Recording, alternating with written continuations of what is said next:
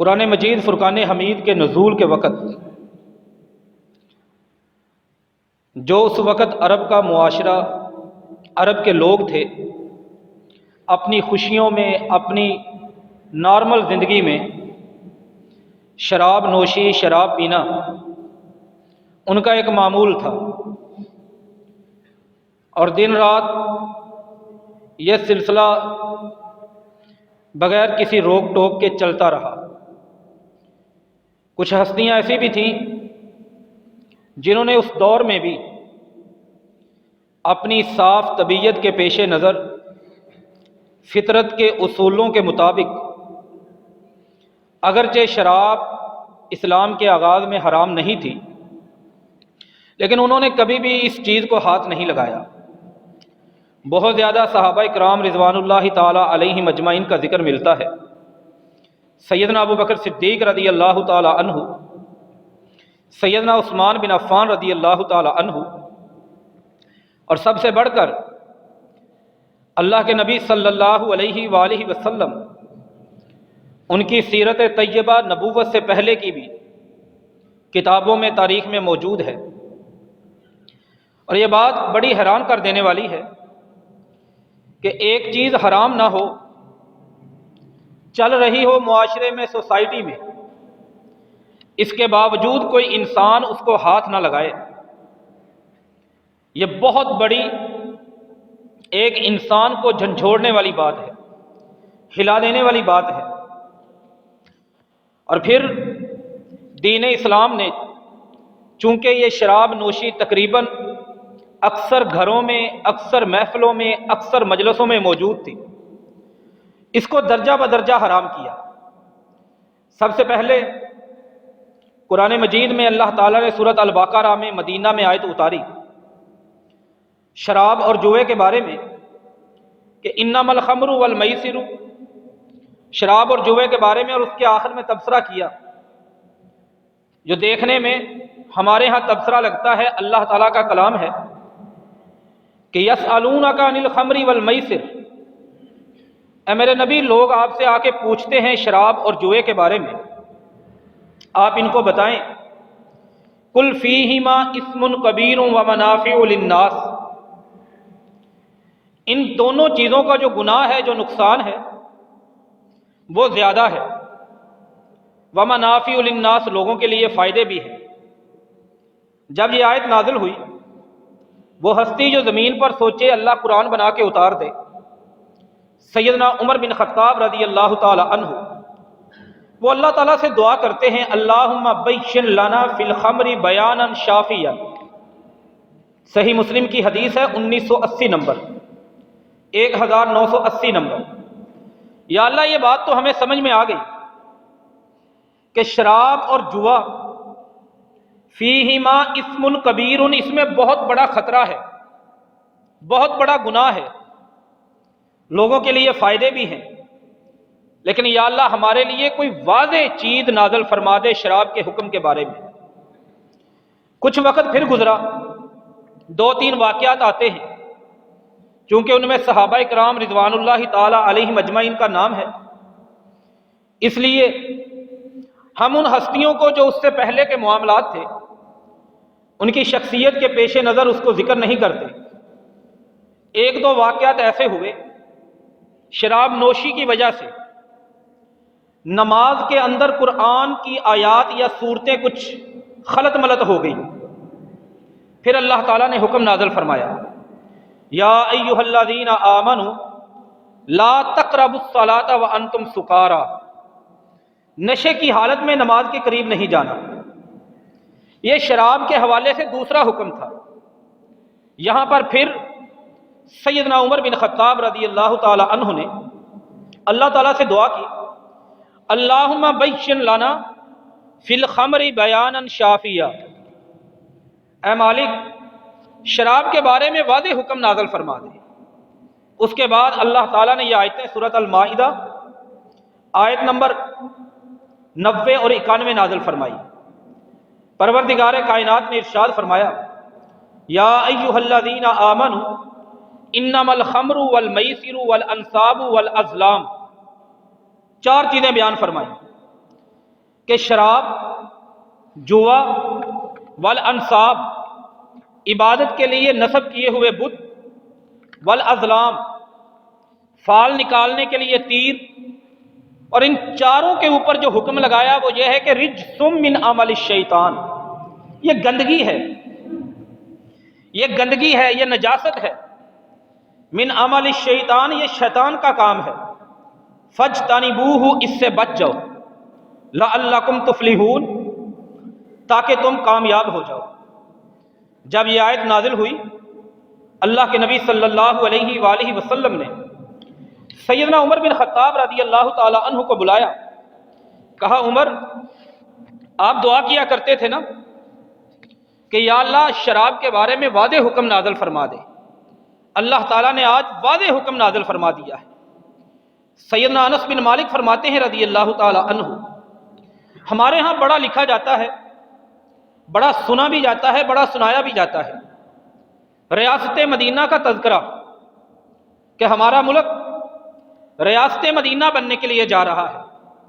جو ریاست مدینہ تھی اس میں جب یہ شراب کا حکم نازل ہوا، اس وقت کی ریاست مدینہ کا نقشہ کیا تھا؟ اسلام میں ریاست کا کوئی تصور نہیں ہے۔ اسلام میں ریاست تو ایک محدود علاقے کا نام ہے، ایک بارڈر کے اندر موجود جگہ کا نام ہے، جس کی حدیں متعین ہوں، جس کا رقبہ متعین ہو۔ اسلام میں ریاست کا کوئی تصور نہیں۔ اسلام پوری دنیا پر غالب ہونے کے لیے آیا ہے، لِیُظْہِرَہُ عَلَى الدِّینِ کُلِّهِ، ہر باطل دین پر اسلام نے غلبہ پانا ہے۔ پوری دنیا ہی اسلام کی ریاست ہے، ایک علاقہ، ایک خطہ، بہرحال یہ لفظ چلتا ہے۔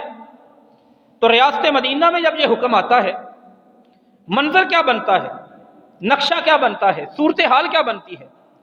انس بن مالک فرماتے ہیں رضی اللہ تعالی عنہ، کہتے ہیں جس دن یہ آیت نازل ہوئی کہ شراب اور جوا حرام ہے، یہ گندگی ہے، شیطان کا عمل ہے، فاجتنبوہ لعلکم تفلحون، کامیاب ہونا چاہتے ہو فاجتنبوہ، اس کو چھوڑ دو۔ کہتے ہیں کنت ساقی القوم فی بیت ابی طلحہ، صحیح مسلم میں ہے، حدیث نمبر 1980۔ کہتے ہیں میں ابو طلحہ کے گھر میں تھا، سیدنا ابی بن کعب بھی موجود تھے رضی اللہ تعالی عنہ، ابو طلحہ انصاری بھی تھے رضی اللہ تعالی عنہ، کئی اور لوگ بھی تھے۔ چونکہ میں نے عرض کیا کہ ابھی حرام نہیں ہوئی تھی، اس لیے صحابہ کی توہین پر اس کو محمول نہ کیا جائے، یہ الگ مسئلہ ہے۔ کہتے ہیں میں پلا رہا تھا، کوئی کھانا تھا، کوئی دعوت تھی، کھانے کے بعد میں سب کو پلا رہا تھا، اچانک اللہ کے نبی صلی اللہ علیہ وسلم نے اس آیت کے نازل ہونے کے بعد فَأَمَرَ مُنَادِيًا يُنَادِي فِي أَهْلِ الْمَدِينَةِ، ایک بندے کو حکم دیا جاؤ جا کے مدینہ کی گلیوں میں اعلان کر دو، اور اعلان یہ کرنا ہے الا ان الخمر قد حرمت، اونچی صدا سے، ندا سے، آواز سے، کہ شراب حرام کر دی گئی ہے۔ اب یہ ہے ریاست مدینہ۔ انس بن مالک کہتے ہیں کنت ساقی القوم، میں پلا رہا تھا ان کا، جام بھر بھر کے دے رہا تھا۔ جب یہ اعلان ہوا، جب یہ آواز کانوں میں پڑی، ابو طلحہ انصاری رضی اللہ تعالی عنہ اپنی نارمل پوزیشن میں نہیں تھے، مجھے کہا یا انس، اے انس اسمع ذرا سن، باہر سے کوئی آواز آ رہی ہے مجھے۔ میں نے باہر جا کے دیکھا، اعلان کرنے والا اعلان کر رہا ہے کہ شراب حرام کر دی گئی۔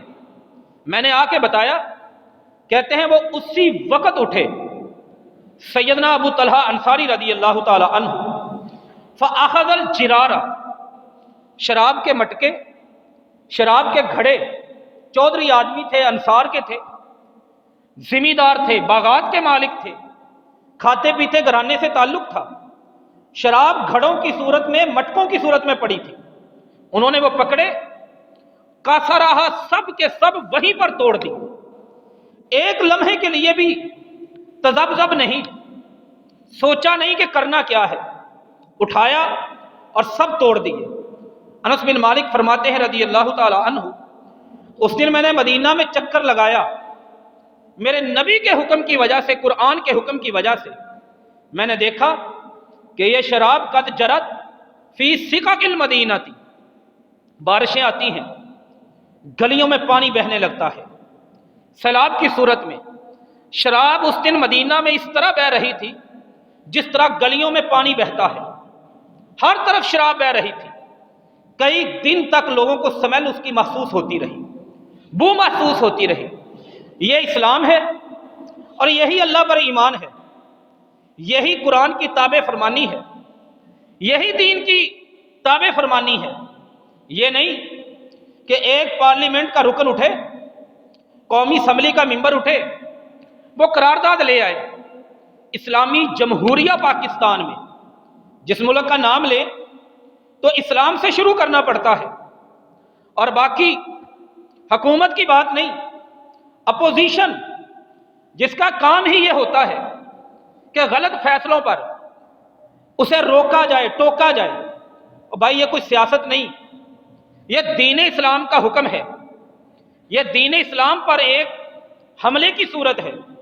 وہ اٹھتے ہیں اور اکثریت رائے سے اس کو مسترد کر دیتے ہیں کہ نہیں، یہ نہیں پاس ہونا چاہیے۔ یہ ایمان، قیامت پر ایمان، رب پر ایمان، قرآن پر ایمان، محمد عربی پر ایمان جو رکھنے والے دل ہیں، جو ذہن ہے، جو سوچ ہے، جو فکر ہے، جو علم ہے، جو عقیدہ ہے، جو منہج ہے اور جو اتباع کا جذبہ ہے، وہ اس طرح کا ہوتا ہے۔ کیا ان کو عادت نہیں تھی پینے کی؟ کیا ان کا مزاج نہیں بنا ہوا تھا؟ کہتے ہیں نشے چھوٹتے نہیں، چھوٹتے ہیں، لیکن ایمان چھڑواتا ہے۔ اللہ پر ایمان وہ چھڑواتا ہے، قیامت کا ڈر چھڑواتا ہے، رب کے ساتھ محبت چھڑواتی ہے۔ اور پھر یہ شراب کا مسئلہ اتنے پہلو سے اللہ کے نبی محمد صلی اللہ علیہ وآلہ وسلم نے واضح کیا، وضاحت کے ساتھ، صراحت کے ساتھ، شرح کے ساتھ، انسان کی عقل حیران رہ جاتی ہے۔ اور میں آپ کے سامنے بات عرض کروں، میں ایک طالب علم کی حیثیت سے میں نے سمجھا شراب کے مسئلے کو بیان کرنا ہو اگر، شاید بہت زیادہ احادیث نہ ملے، لیکن میرے جیسے طالب علم کے لیے میں حیران رہ گیا کہ اتنی احادیث، اور اس انداز سے لگتا ہے کہ اسلام میں شاید اس سے بڑا ہی کوئی جرم نہ ہو۔ اگرچہ شرک موجود ہے، کفر اکبر موجود ہے، نفاق موجود ہے، ان سے یہ نیچے ہے، لیکن پھر بھی میرے آقا محمد عربی صلی اللہ علیہ وآلہ وسلم نے اس طرح بیان کیا، لگتا تھا کہ جیسے آپ علیہ الصلاۃ والسلام کے سامنے اس سے بڑا اسلام کے اندر جرم ہی کوئی نہیں۔ آپ فرماتے ہیں، ابن ماجہ کی حدیث ہے، نبی اکرم صلی اللہ علیہ وآلہ وسلم نے فرمایا، اتانی جبریل، میرے پاس جبریل آئے اور انہوں نے آ کر مجھے ایک بڑا عجیب پیغام دیا۔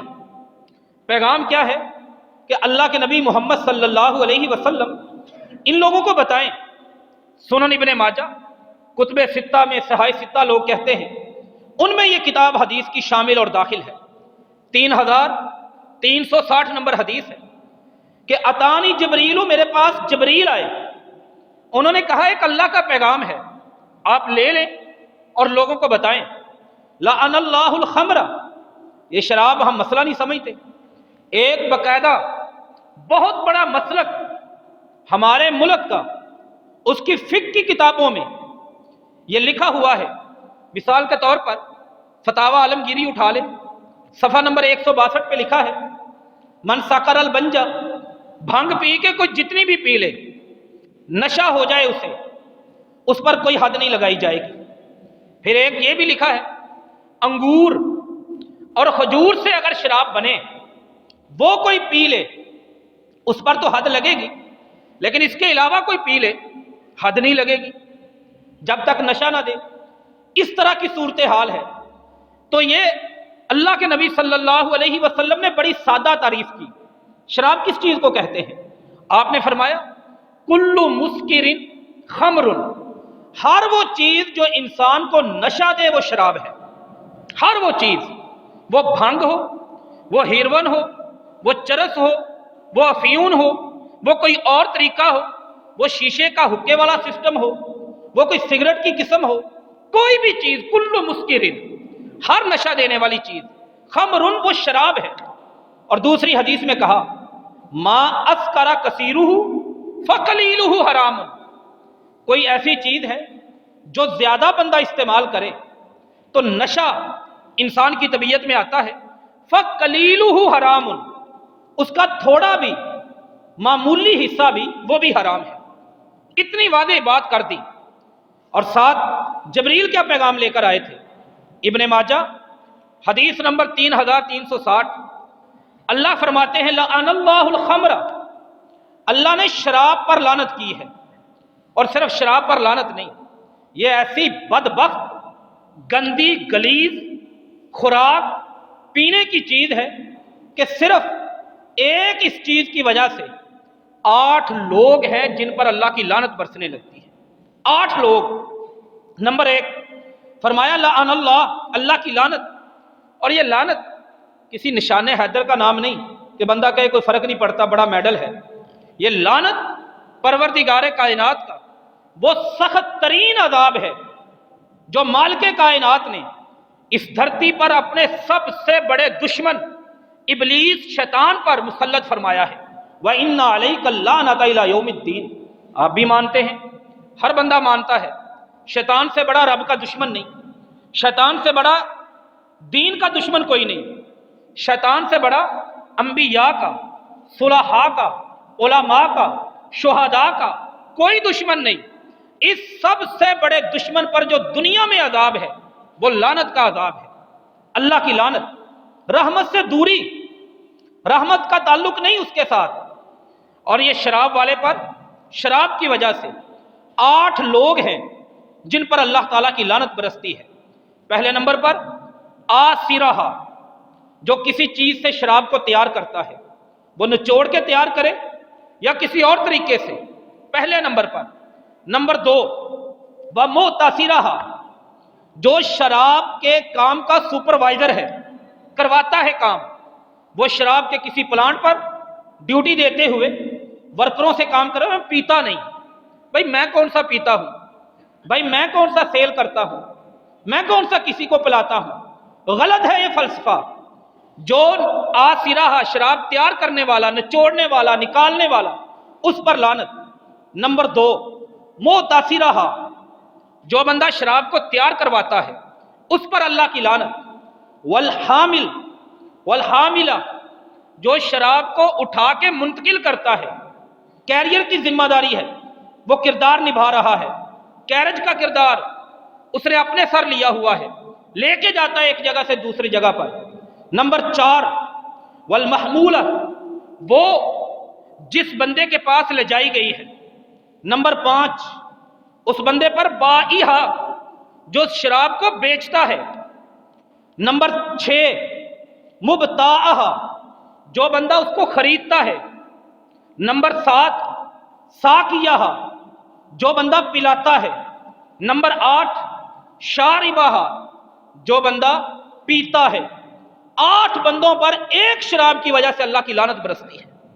اور ہمارے چھوٹے سے چھوٹے پمپ پر گاڑی روک لیں اور اس کی سائڈ پہ بنے ہوئے سٹور پہ چلے جائیں، نام بدلا ہوا ہے، وسکی کے نام سے، دوسری چیزوں کے نام سے، اور شاید ہم جانتے نہیں اپنی اس ملک کی روٹین کو، جتنی شوگر ملز ہیں چینی سے زیادہ شراب کو ایکسپورٹ کر رہی ہیں وہ بیرون ملک میں، ایسی کوالٹی جو شاید باہر کے ملکوں میں بھی نہ پائی جاتی ہو۔ یہاں پر گنے سے اس چینی کو تیار کیا جاتا ہے، وہیں پر اس گنے کے رس سے باقاعدہ پلانٹ لگے ہوئے ہیں۔ یہ ہماری ریاست مدینہ جس کو ہم آج کہتے ہیں، سوچتے ہیں یہ اس کی کیفیت اور پوزیشن ہے، اور پچھلے دنوں میں کسی سے پکڑی گئی اور بعد میں شہد بن گئی، اور اس کی جب تحقیق ہوئی اندرون کھاتے میں کروڑوں کی وہ بوتل بنتی تھی کہ اتنی پرانی ہے، جتنی پرانی ہوتی ہے اتنی مہنگی ہوتی ہے۔ میرے نبی نے اللہ تعالیٰ کا پیغام جبریل امین کے ذریعے جو ان کے پاس آیا وہ سنایا۔ 8 لوگوں پر اللہ کی لعنت، 8 لوگوں پر اللہ کی لعنت برستی ہے۔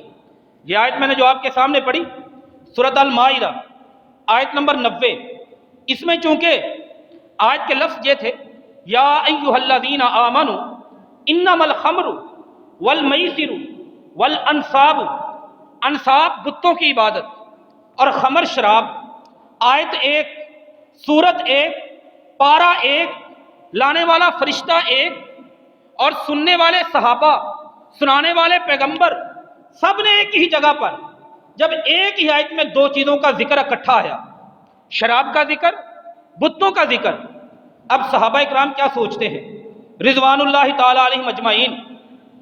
مستدرک حاکم میں ایک حدیث ہے 7227 نمبر، سیدنا عبداللہ بن عباس فرماتے ہیں رضی اللہ تعالی عنہ، کہتے ہیں جب یہ آیت ہم نے سنی، مشا اصحاب رسول اللہ صلی اللہ علیہ وسلم، اللہ کے نبی صلی اللہ علیہ وسلم کے صحابہ نکلے، آپس میں ٹولیاں بنی، آپس میں بات چیت انہوں نے شروع کر دی، اور وہ کہتے کہ رب نے شراب تو حرام کی ہے، لیکن ذرا دیکھو کس انداز سے حرام کی ہے، قد جعلت عدلا للشرک، اللہ نے شراب کو حرام کیا ہے اور شرک کے برابر کر دیا ہے۔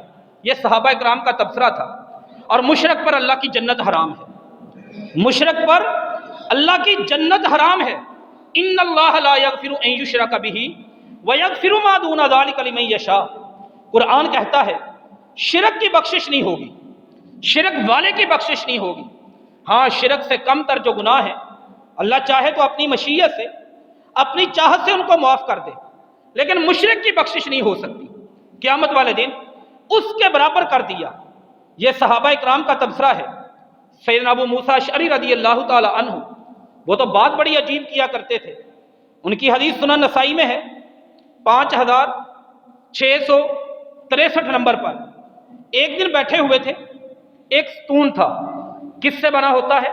اینٹوں سے، گارے سے، اس دور کا، اس کی طرف اشارہ کر کے کہنے لگے لوگوں سنو، میں اپنے نبی کا ایک ادنا صحابی تمہیں بتاتا ہوں، ما ابالی ان اعبد هذه الساریۃ وان اشرب الخمر، کہ میرے صحابی کے علم کے مطابق، میری سمجھ کے مطابق، میرے ایمان کے مطابق، میں اس ستون کو اللہ کو چھوڑ کر اپنا معبود بنا لوں، اس کی عبادت شروع کر دوں، اور میں شراب پینے لگ جاؤں، میرے نزدیک دونوں میں کوئی فرق نہیں۔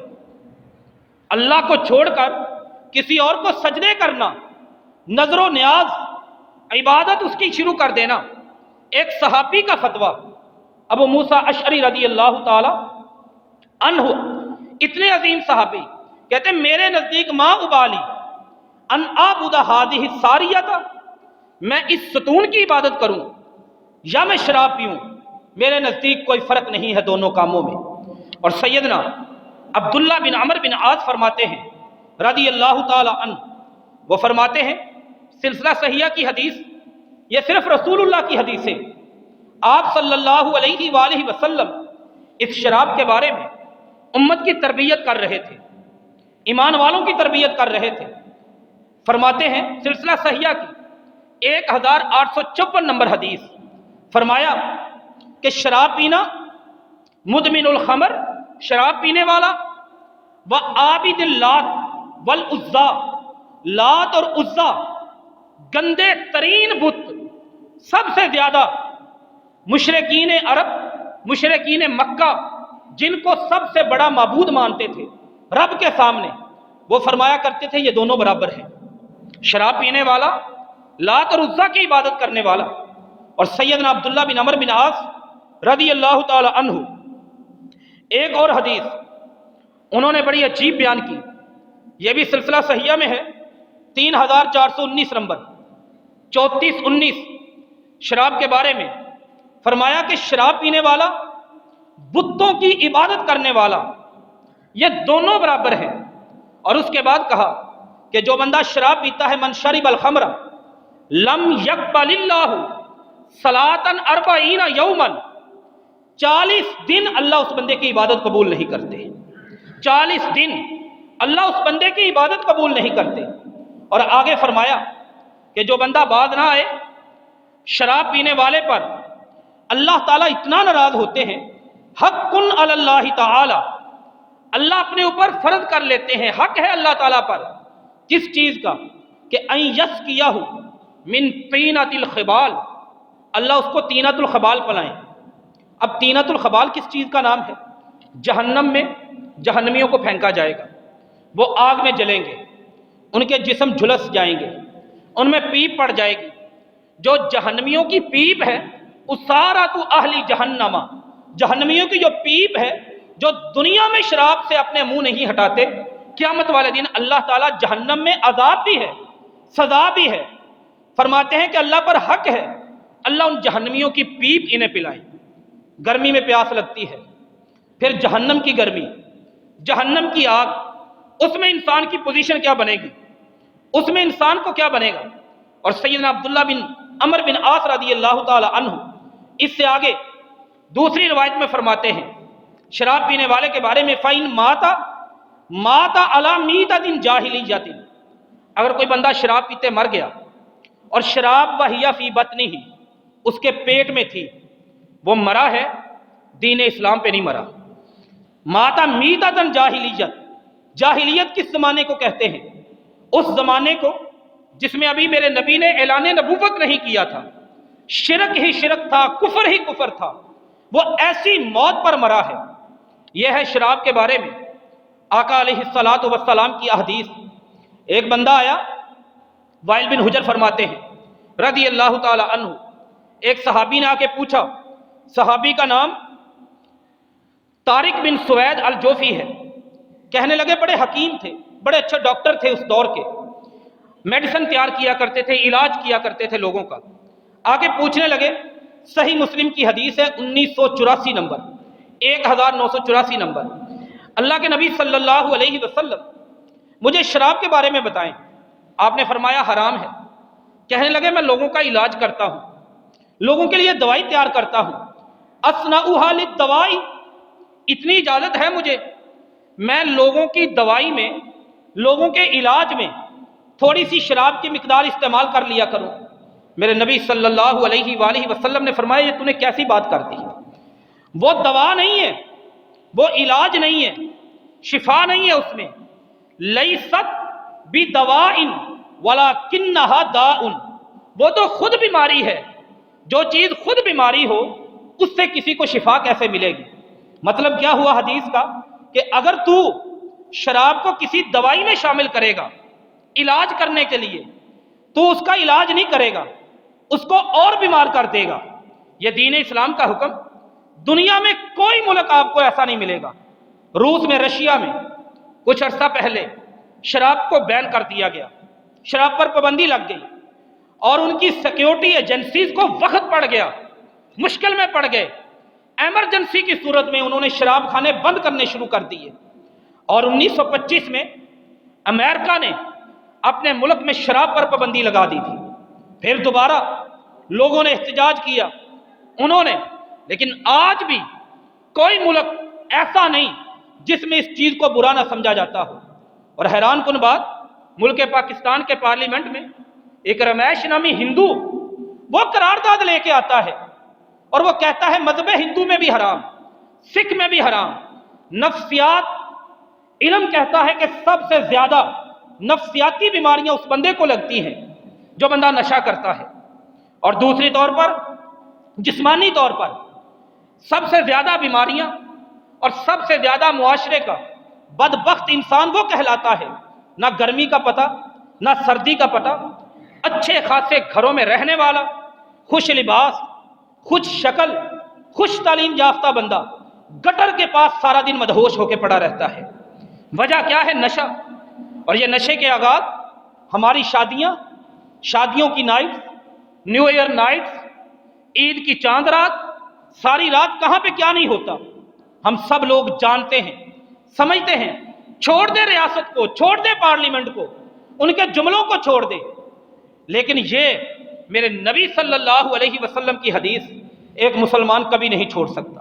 اگر آخرت میں کامیاب ہونا چاہتا ہے تو نبی صلی اللہ علیہ وسلم نے کیسا جواب دیا؟ مسلم کی حدیث 1984 نمبر، کہ کیسے کرے گا تو علاج، کیسے تو اس کو دوائی بنانا چاہتا ہے؟ انہا لیست بدواء ولکنھا داء، یہ تو خود بیماری ہے، کیا کبھی بیماری سے بھی کسی کا علاج ہوتا ہے؟ کیا کبھی بیماری سے بھی کسی کو شفا دی جاتی ہے؟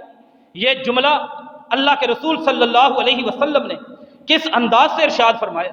بیماری ہے اور آپ ڈاکٹرز کے پاس چلے جائیں، کیسے گردوں کی بیماریاں، معدے کی بیماریاں، پھپھڑوں کی بیماریاں، ان لوگوں پر یہ خوشی کا کوئی طریقہ نہیں۔ مسلمان کی زندگی میں خوشی آتی ہے وہ فخرہ ساجداً، وہ سجدوں میں گرتا ہے۔ خوشی آتی ہے وہ رب کا شکر کرتا ہے۔ خوشی آتی ہے وہ اپنے آپ کو اللہ کا تابع فرمان بناتا ہے، نہ کہ نئے سال کی خوشی شرابوں کی مجلسوں سے، محفلوں سے، نہ کہ شادیوں کی خوشی شرابوں کی مجلسوں سے، نہ کہ عید کی خوشی شرابوں کی مجلسوں سے۔ یہ بدبختوں کا وتیرہ ہو سکتا ہے، یہ رب کے دشمنوں کا وتیرہ ہو سکتا ہے، یہ لعنتی لوگوں کا وتیرہ ہو سکتا ہے، یہ شیطان کے دوستوں کا وتیرہ ہو سکتا ہے۔ اللہ نے پتہ قرآن مجید میں کیا کہا؟ شراب نہ پینے کے جو فائدے بیان فرمائے اور شراب پینے کے جو نقصان بیان فرمائے۔ اللہ فرماتے ہیں انما یرید الشیطان ان یوقع بینکم العداوۃ، شیطان چاہتا ہے، شراب کو حرام کرنے کے بعد کہا، وہ تمہارے درمیان دشمنی پیدا کر دے۔ کیا مطلب ہے؟ شرابیں انسانوں کو ایک دوسرے کے مقابلے میں کھڑا کرتی ہیں، قتل کرواتی ہیں، زنا کرواتی ہیں، لوگوں میں دشمنی پیدا کرتی ہیں، نفرتیں پیدا کرتی ہیں، بغض پیدا کرتی ہے۔ اللہ فرماتے ہیں والبغضاء فی الخمر والمیسر، جوئے اور شراب کے ذریعے شیطان تمہارے درمیان عداوت اور دشمنی پیدا کرنا چاہتا ہے۔ وَيَصُدَّكُمْ عَنْ ذِكْرِ اللَّهِ، تمہیں شیطان اللہ کے ذکر سے روکنا چاہتا ہے۔ اور سیدنا عبداللہ بن عمر بن عاص رضی اللہ تعالی عنہ فرماتے ہیں، سنن نسائی کی حدیث ہے 5610 نمبر، فرمایا جس بندے نے شراب پی، من شرب الخمر، شراب پی، وَأَسْكَرَ، نشہ آ گیا اس سے، نشے کی وجہ سے اس کی ایک نماز ضائع ہو گئی، ایک نماز صرف نشے کی وجہ سے۔ فرمایا اس بندے کی مثال ایسے ہے کانت لہ الدنیا، وہ پوری دنیا کا حکمران تھا، پوری دنیا کا بادشاہ تھا، صرف 7,96,096 مربع کلومیٹر کے پاکستان کا نہیں، صرف ایک ریاست کا نہیں، ایک صوبے کا نہیں، پارلیمنٹ میں بیٹھا ہوا کیبنٹ کا کوئی منسٹر نہیں، کوئی وزیر نہیں، پوری دنیا کا حکمران تھا۔ کانت لہ الدنیا وما علیہا، دنیا میں جتنی دولت ہے ساری اس کے کنٹرول میں، اس کے قبضے میں، اس کے ہاتھ میں تھی، جیسے چاہے وہ کرے۔ دنیا کے ڈالر، دنیا کے پاؤنڈ، دنیا کے یوروز، دنیا کے روپے، دنیا کا سونا، دنیا کی چاندی، دنیا کے جہاز، دنیا کی گاڑیاں، دنیا کے مکان، دنیا کے بنگلے، دنیا کے ولاز، دنیا کے رقبے، دنیا کی پراپرٹی، ہر چیز اس کے پاس تھی، لیکن اس نے شراب پی، اسے نشہ ہوا، ایک نماز اس کی رہ گئی۔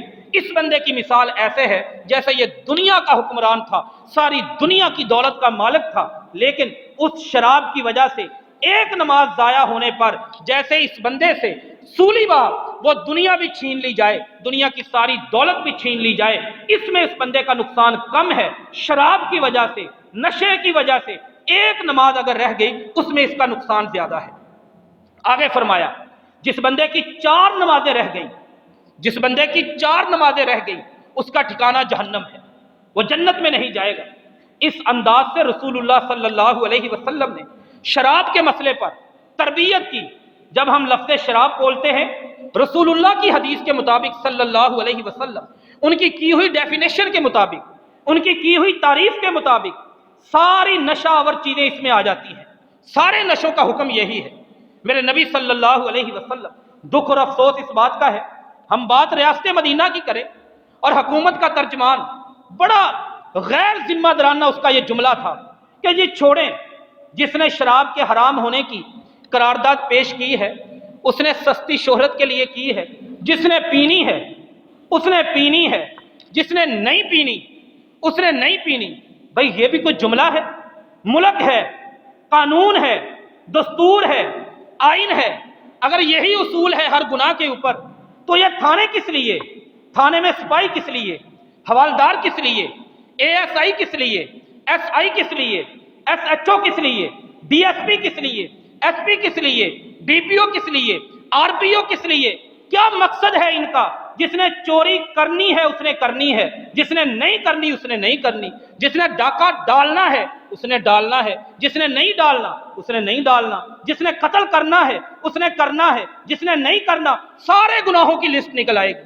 بھئی یہ بیان نہیں ہے، یہ کوئی ذمہ داری نہیں ہے، حرام ہے، رب نے کی ہے۔ انما الخمر والمیسر والانصاب والازلام رجس من عمل الشیطان فاجتنبوه لعلکم تفلحون۔ فسادات، برائیاں، گناہ، خرابیاں، کمیاں، کوتاہیاں، معاشرے کی بد امنیاں سب سے زیادہ میرے نبی صلی اللہ علیہ وسلم کے فرمان کے مطابق الخبائث اس شراب سے جڑی ہوئی ہیں۔ آپ نے اسے شراب نہیں، الخبائث کہا، برائیوں کی، خبیث گندی چیزوں کی، گناہوں کی ماں قرار دیا میرے نبی صلی اللہ علیہ وسلم نے۔ اچھا یہ حرام کیوں کی؟ وجہ کیا ہے؟ علت کیا ہے اس کے پیچھے؟ سبب کیا ہے اس کے پیچھے؟ وجوہات کیا ہیں؟ میرے نبی چاہتے کیا تھے؟ پوچھ لیا ایک دن صحابہ نے اللہ کے نبی صلی اللہ علیہ وسلم آپ یہ تو بتائیے اس شراب کے حوالے سے کہ معاملہ کیا ہے؟ سنن نسائی کی حدیث، عثمان بن عفان راوی رضی اللہ تعالی عنہ فرماتے ہیں رسول اللہ صلی اللہ علیہ وسلم نے فرمایا شراب کی وجہ، فرمایا ان مالک عثمان بن عفان، کہتے ہیں جب صحابہ نے پوچھا نا کہ کیوں حرام، وجہ کیا ہے؟ فرمایا یہ الخبائث ہے، برائیوں کی ماں ہے۔ آقا سمجھ نہیں آئی کیسے؟ فرمایا میں سمجھاتا ہوں۔ ان مالکن، اس حدیث کا ایک اور بھی پس منظر ہے۔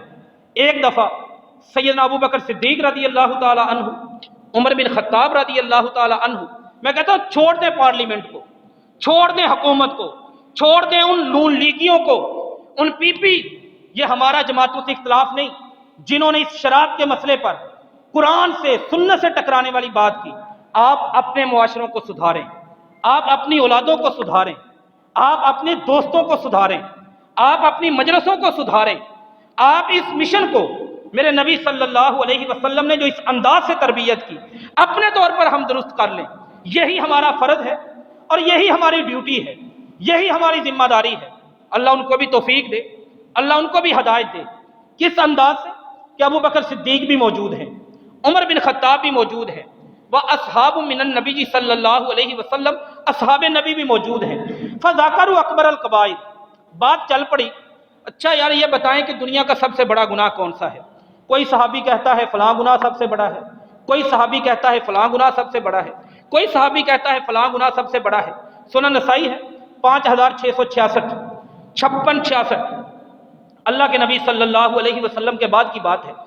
ایک صحابی نے کہا، عبداللہ بن عمر بن عاص رضی اللہ تعالی عنہ، وہ بڑی حدیثیں سنا کرتے تھے، یاد رکھا کرتے تھے، کسی بندے کو بھیجیں وہ جا کے ذرا ان سے بات کر کے آئے۔ عبداللہ بن عمر فرماتے ہیں رضی اللہ تعالی عنہما، میری ڈیوٹی لگ گئی کہ جاؤ عبداللہ بن عمر بن عاص سے ملو اور ان سے جا کر پوچھو۔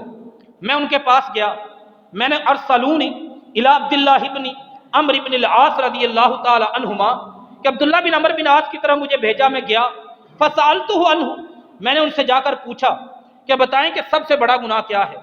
انہوں نے کہا سب سے بڑا گناہ ان اکبر الکبائر شرب الخمر، سب سے بڑا گناہ شراب پینا ہے۔ میں واپس آیا، آ کے میں نے صحابہ کو بتایا، عمر بن خطاب رضی اللہ تعالی عنہ، ابو بکر صدیق رضی اللہ تعالی عنہ، دیگر صحابہ فانکروا علی ذلک، ان سب نے ماننے سے انکار کر دیا۔ یہ کیسے ممکن ہے؟ شرک کی بات نہیں، کفر کی بات نہیں، نفاق کی بات نہیں، قتل کی بات نہیں، زنا کی بات نہیں، شراب کی بات، وہ سب کے سب نے انکار کر دیا، کسی نے ان کی بات نہیں مانی۔ وہ سارے اٹھے، فواسبوا الیہ، دوڑتے ہوئے، واسبو کا معنی کود پڑنا، بڑی تیزی سے ان کے پاس گئے۔ عبداللہ بن عمر بن عاص، آپ نے یہ بات کہی؟ کہا میں نے کہی ہے۔ آپ نے شراب کو سب سے بڑا گناہ کیسے قرار دے دیا؟ کہا اس لیے کہ سمعتہ من رسول اللہ صلی اللہ علیہ وسلم، یہ بات میں نے اللہ کے رسول سے سنی اور انہوں نے مجھے اس طرح سمجھایا کہ ان مالکن کان من خلا قبلکم، ایک بادشاہ تھا تم سے پہلے لوگوں میں، جو پہلے لوگ گزر گئے، اس نے ایک آدمی کو اخذ رجلا، ایک آدمی کو پکڑا اور اس کے سامنے چند چیزیں رکھی، فخیرہ، اسے کہا کہ بھائی، بندے کو پکڑ کر کہا سب سے پہلے نمبر پر کہ وہ اسے اختیار دیا ان یزنی، یا کہ وہ زنا کرے، او یقتل رجلا، یا کسی بچے کو قتل کرے، دو، یا تیسرے نمبر پر ایک اور کوئی، او یاکل لحم الخنزیر، خنزیر کا گوشت کھائے، چوتھے نمبر پر او یقتلوہ ان ابا، کہ اگر تم کوئی بات نہیں مانتے ہم تو یہ قتل کر دیں گے۔ اور آخر میں کہا ایک اور چیز ہے، وہ ہے کہ تم شراب پی لو۔ پہلے نمبر پر ان یزنی، یا زنا کر۔ نمبر دو یاکل لحم الخنزیر، خنزیر کا گوشت کھا، یا کسی کو قتل کر، یا پھر تجھے قتل کر دیں گے۔ ایک اور کام ہے کہ شراب پی لے۔ اس بندے نے کہا میں شراب پی لیتا ہوں۔ اس نے شراب پی، شراب پینے کے بعد سب سے پہلے اس نے لڑکے کو قتل کیا، پھر اس نے زنا کیا، زنا کے بعد اس نے گوشت کھایا خنزیر کا۔ کہا میرے نبی صلی اللہ علیہ وسلم نے فرمایا شراب پینا اس لیے بڑا گناہ ہے کہ یہ گناہ کرنے کے بعد انسان باقی گناہوں پر دلیر ہو جاتا ہے، اسے کوئی مسئلہ نہیں بنتا، وہ گناہوں پر گناہ کرتے چلے جاتے ہیں۔ السلسلۃ الصحیحہ میں حدیث رسول اللہ صلی اللہ علیہ وسلم فرماتے ہیں ان رجلا کان من قبلکم، ایک آدمی تھا تم سے پہلے، یتعبد فی صومعتہ، اس نے اپنا ایک کمرہ، ایک حجرہ بنایا ہوا تھا، ساری زندگی گزر گئی اس میں عبادت کرتے کرتے۔ نقصان کیا ہے، وجہ کیا ہے؟ اتنی جو حدیثیں اس پہ آتی ہیں، اتنا جو سخت موقف قرآن نے پیش کیا ہے، وہ اپنے حجرے میں عبادت کیا کرتا تھا، اسی میں رہتا تھا۔ یعتزل الناس، لوگوں سے کوئی تعلق واسطہ نہیں، کوئی میل جول نہیں، کوئی میل ملاپ نہیں، اپنی عبادت میں، نفل میں، رکوع میں، سجود میں، ذکر میں، اذکار میں، تلاوت میں، ریاضت میں لگا ہوا ہے، دن رات ایک کیے ہوئے ہیں۔ عالقتہ امرأۃ، ایک عورت نے اسے دیکھ لیا، اور وہ عورت، اس کے اوپر شیطانی خیال وسوسے غالب آ گئے۔ اس نے فارسلت الیہ جاریتہا، اپنی ایک لونڈی بھیجی، اسے بلایا، کہا ان ندعوک للشہادۃ، ہمارا ایک معاملہ ہے، اس کے بارے میں کوئی گواہی لینی ہے آپ سے۔ اس عبادت گزار کو، نیک آدمی کو لیا اور لے کر وہ چلے گئے، وہاں پہ پہنچے اور جا کر یہ اس کے گھر میں داخل ہوا۔ کلما دخل بابا، جب وہ دروازے میں داخل ہوتا، وہ جو لڑکی لونڈی تھی، اغلقت بابا دونہ، وہ دروازہ بند کرتی جاتی۔ یہ چلتا چلتا وہاں پہ فلما بالغ الی امرأۃ وضیعۃ، ایک خوبصورت عورت کے سامنے پہنچ گیا۔ رسول اللہ صلی اللہ علیہ وسلم اپنے صحابہ کی تربیت کرتے ہیں کہ اس لیے شراب حرام ہے، یہ وجہ ہے۔ یہ آپ نے پہلے لوگوں کے واقعات جو اللہ تعالیٰ کی وحی سے پتہ چلے، یہ حدیث سنن ابن ماجہ میں ہے 3409 نمبر پر، سنن ابن ماجہ 3409 نمبر پر۔ وہاں پہ پہنچا، اس کے سامنے دیکھا کہ ایک لڑکا بیٹھا ہوا ہے، شراب کا پیالہ پڑا ہوا ہے، اور وہ عورت کہتی ہے، دعوت گناہ دیتی ہے۔ کہا اگر دعوت گناہ قبول نہیں، اس لڑکے کو قتل کر دو، اگر اس کو نہیں قتل کر سکتے تو یہ شراب پی لو۔ اس نے عبادت گزار ساری زندگی رب کے سجدوں میں گزری، رب کے رکوع میں گزری، رب کو مناتے ہوئے ذکر اذکار کرتے ہوئے گزری۔ اس نے شراب کو چن لیا وہاں پر۔ اللہ کے نبی صلی اللہ علیہ وسلم فرماتے ہیں شراب پی، شراب پینے کے بعد لم یرمی، رکا نہیں، بلکہ انہیں کہتا رہا زیدونی، اور دو مجھے۔ جب بالکل نشے کی حالت میں چلا گیا، اس وقت اس نے بچے کو بھی قتل کیا، عورت سے بھی زنا کیا۔ فرمایا شراب کے نشے میں ڈوب کر لوگ ایسے ایسے گناہ کر جاتے ہیں جن کا وہ ویسے تصور نہیں کر سکتے۔ تو یہ شراب کی، اس پاکستان میں ہم مسلمان بستے ہیں، ہمارے مذہب میں، ہمارے دین میں، پارلیمنٹ میں جو بھی ہوتا رہے، اپوزیشن جو بھی کرے، حکومت جو بھی کرے، اس کو آپ چھوڑ دیں۔ اس برائی کو، اس بیماری کو، اس خرابی کو ہمارے معاشروں سے ختم ہونا چاہیے۔ اور ایک آدمی نے بڑی کمال کی بات کی، وہ کہتا ہے ڈاکٹر اگر شوگر کے مریض کو کہہ دینا کہ آپ نے چینی نہیں کھانی، آپ چینی کو چھوڑ دیں، ڈاکٹر کے کہنے پر، اس ڈاکٹر پر اللہ کی وحی نہیں اتری ہوتی، جبریل نہیں آئے ہوتے، اللہ کا قرآن نہیں اترا ہوتا، اس ڈاکٹر کی زندگی گناہوں سے پاک اور صاف نہیں ہوتی، ایک گناہ گار انسان ہوتا ہے، MBBS اس نے کیا ہوتا ہے، اس کے کہنے پر لوگ چینی کو ہاتھ نہیں لگاتے، چائے پئیں گے پھیکی، مٹھائی چھوڑ دیں گے، پھل چھوڑ دیں گے ڈاکٹر کے کہنے پر۔ اور ہم اپنے نبی کے کہنے پر اپنے معاشرے سے اس گندی بیماری کو نہیں نکال سکتے۔ تو یہ ہمارے دین کا مسئلہ ہے۔ اللہ سے دعا ہے اللہ تعالی ہم سب کو اس چیز سے بچنے کی، معاشروں کو بچانے کی، مجلسوں کو بچانے کی توفیق عطا فرمائے، جو کچھ سنا ہے اس پر عمل کرنے کی توفیق عطا فرمائے۔ وآخر دعوانا الحمدللہ رب العالمین۔